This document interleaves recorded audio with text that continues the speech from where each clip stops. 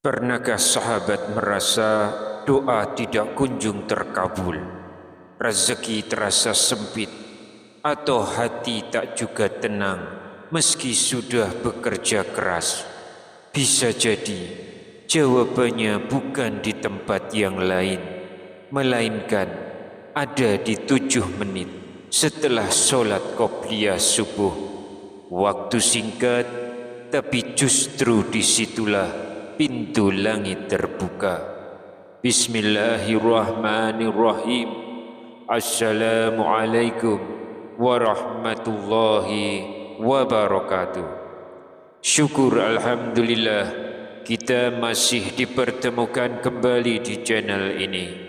Salawat dan salam selalu dan tetap tercurahkan kepada junjungan kita Nabi besar Muhammad sallallahu alaihi wasallam. Allahumma sholli ala sayyidina Muhammad wa ala ali sayyidina Muhammad. Harapan dan doa saya, semoga sahabatku semuanya selalu diberikan kesehatan, dilapangkan rezekinya, diampuni dosa-dosanya, dan dipanjangkan umurnya. Dan sempatkanlah menuliskan solawat di kolom komentar. InsyaAllah akan menjadi bukti cinta kita kepada Rasulullah Muhammad sallallahu alaihi wasallam. Semoga kita semua mendapatkan syafaat beliau di akhirat kelak. Amin ya rabbal alamin. Sahabat beriman yang dirahmati Allah, seringkali kita mengeluh, doa sudah dipanjatkan, usaha sudah dilakukan, tapi hasilnya tak kunjung datang. Kita mencari solusi ke sana sini, namun lupa bahwa ada satu waktu emas yang justru sering kita lewatkan. Waktu itu adalah beberapa menit setelah qobliyah subuh. Jangan langsung berdiri, jangan sibuk membuka handphone, jangan pindah tempat duduk, karena bisa jadi itulah saat di mana doa kita diangkat ke langit, rezeki kita dibukakan, bahkan dosa kita diampuni. Maka sebelum kita bahas 3 zikir agung itu, saya mohon dukungan sahabat semua untuk menekan tombol like dan subscribe agar kita bisa terus belajar bersama. Tulis juga hajat atau doa Anda di kolom komentar. InsyaAllah kita akan doakan bersama-sama, karena doa yang diaminkan oleh banyak orang InsyaAllah lebih cepat diijabah oleh Allah subhanahu wa ta'ala. Rasulullah sallallahu alaihi wasallam pernah bersabda, doa seorang muslim untuk saudaranya tanpa sepengetahuannya akan dikabulkan. Malaikat berkata amin, dan engkau pun mendapatkan yang semisalnya. Hadis riwayat Muslim. Jadi mari kita saling mendoakan, semoga Allah mudahkan segala urusan kita dunia dan akhirat. Amin ya rabbal alamin. Sahabat yang beriman, baik, mari kita masuk pada inti pembahasan. Apa sebenarnya 3 zikir ringan yang Rasulullah sallallahu alaihi wasallam ajarkan, yang bila kita baca setelah qobliyah subuh bisa menjadi sebab terbukanya pintu langit? Sahabat beriman yang dirahmati Allah, salah satu waktu paling mustajab untuk berdoa adalah antara azan dan iqamah subuh, khususnya setelah solat sunnah qobliyah subuh. Rasulullah sallallahu alaihi wasallam bersabda, rakaat fajar atau qobliyah subuh lebih baik daripada dunia dan seisinya. Hadis riwayat Muslim. Betapa besar keutamaannya.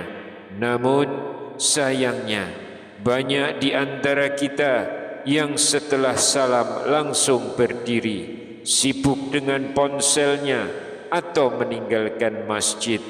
Padahal justru di waktu singkat itulah pintu langit terbuka. Ada 3 zikir ringan yang diajarkan Rasulullah SAW bila kita duduk sejenak setelah qobliyah subuh dan membacanya. Insya Allah doa kita diangkat, rezeki kita dilapangkan, dan dosa-dosa kita diampuni. Sebelum saya sebutkan 3 zikir itu, mari saya ajak sahabat merenungkan sebuah kisah nyata. Ada seorang bapak bernama Pak Rohman, usianya sudah 70 tahun. Beliau bukan orang kaya, hanya pedagang kecil, jajanan tradisional di pinggir pasar. Setiap subuh dagangannya kadang tidak laku, hasilnya pun sedikit.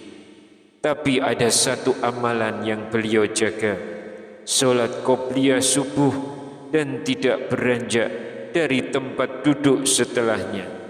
Setiap pagi setelah 2 rakaat sunnah, beliau duduk sebentar lalu membaca 3 zikir agung yang Rasulullah ajarkan. Ketika ditanya rahasianya, beliau hanya berkata, "Saya tidak punya ijazah tinggi, tidak punya koneksi, tapi saya punya waktu 7 menit setelah subuh untuk mengetuk pintu langit." Apa yang terjadi? Bertahun-tahun kemudian Allah bukakan jalan untuknya. Anak sulungnya mendapat beasiswa ke luar negeri. Anak keduanya diterima di perusahaan BUMN, dan usaha jajanan kecilnya justru viral di media sosial. Hingga kini beliau memiliki 3 cabang.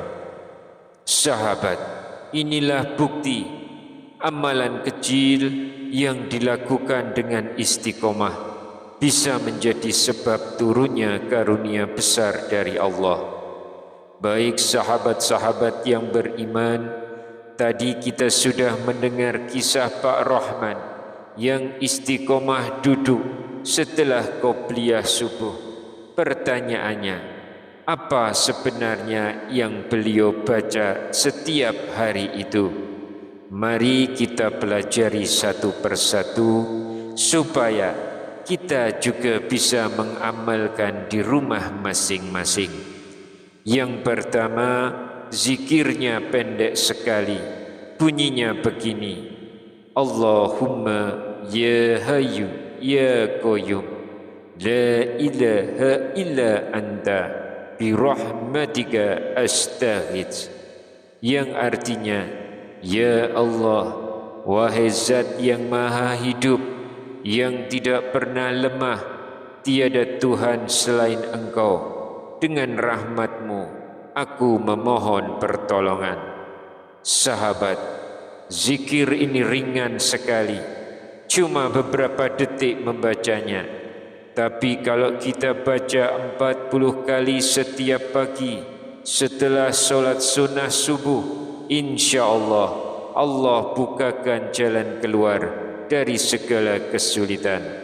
Coba bayangkan, kita ini sering bingung cari solusi.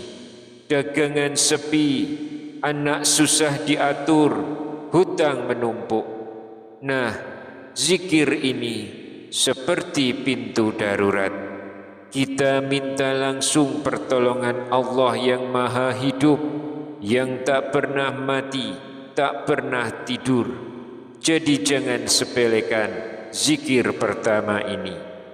Kemudian zikir yang kedua, mungkin ini lebih sering kita dengar. Bunyinya adalah sebagai berikut: Subhanallah wa bihamdih, Subhanallahil azim, astaghfirullah, yang artinya Maha suci Allah, segala puji baginya. Maha suci Allah yang maha agung, aku mohon ampun kepada Allah. Zikir ini bisa kita ulang 100 kali. Mungkin di antara Anda berpikir 100 kali itu banyak sekali. Padahal kalau dihitung paling cuma butuh 6 sampai 7 menit saja. Waktu kita untuk scrolling HP bisa saja lebih dari itu. Apa keutamaannya? Rasulullah bersabda, siapa yang banyak membaca subhanallah wa bihamdih, maka dosa-dosanya akan diampuni walaupun sebanyak buih di lautan. Bayangkan, dosa kita ini segunung, tapi dengan zikir ringan ini Allah ampuni. Belum lagi ditambah astaghfirullah, pintu rezeki pun terbuka. Jadi kalau ada yang usahanya seret, gajinya habis terus, cobalah duduk sebentar setelah subuh, basahi lidah dengan zikir ini. Lalu yang terakhir, inilah yang disebut Rasulullah sebagai Sayyidul Istighfar, penghulu segala doa ampunan. Lafaznya agak panjang, tapi bisa kita hafalkan pelan-pelan. Allahumma anta Rabbi, la ilaha illa anta, khalaqtani wa ana abduka, wa ana ala ahdika wa wa'dika mastata'tu, a'udzu bika min syarri ma sana'tu, abu'u laka bi ni'matika alayya wa abu'u bi dzanbi faghfirli fa innahu la yaghfiru dzunuba illa anta. Yang artinya, ya Allah, Engkau adalah Tuhanku, tiada Tuhan selain Engkau. Engkaulah yang menciptakan aku ini hamba-Mu, dan aku berjanji setia kepadamu semampuku. Aku berlindung kepadamu dari keburukan yang kuperbuat. Aku mengakui nikmat-Mu kepadaku, dan aku mengakui dosa-dosaku. Maka ampunilah aku, karena tidak ada yang bisa mengampuni dosa kecuali Engkau. Sahabat sekalian, Rasulullah bersabda, barang siapa membaca doa ini di pagi hari dengan yakin, lalu meninggal sebelum sore, maka ia masuk surga. Masya Allah, sebuah janji surga. Coba kita bayangkan, di dunia ini apa ada orang yang berani janji surga? Tidak ada. Tapi Rasulullah yang jujur lagi terpercaya, beliau yang menyampaikan langsung dari Allah. Jadi jangan sampai kita sia-siakan kesempatan emas ini. Bacalah 1 sampai 3 kali setiap pagi. Insya Allah hidup kita penuh ampunan, penuh keberkahan, dan rezeki mengalir deras.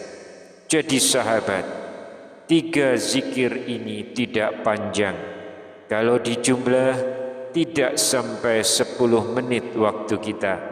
Tapi lihatlah hasilnya, dosa diampuni, hati jadi tenang, rezeki terbuka, bahkan surga dijanjikan. Ingat kisah Pak Rahman tadi.